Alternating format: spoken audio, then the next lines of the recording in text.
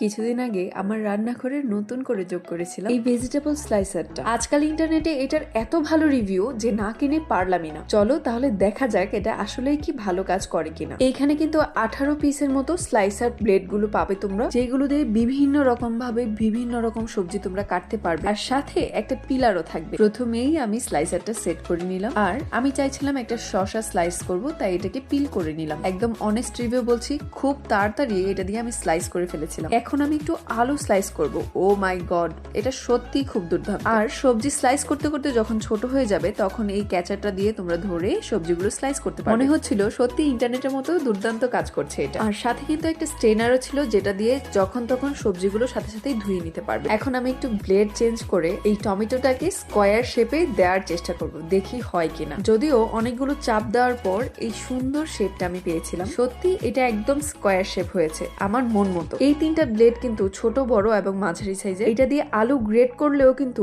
আলুর মধ্যে সুন্দর একটা শেপ আসে। আর ভিডিওতে যেটা দেখতে পাচ্ছ, এটা দিয়ে ডিম আর ডিমের কুসুম আলাদা করতে পারবে তোমরা। এখন যেটা ট্রাই করব, এটা হচ্ছে একটা গ্রেটার। আমি একটু রসুন গ্রেট করে দেখাচ্ছি।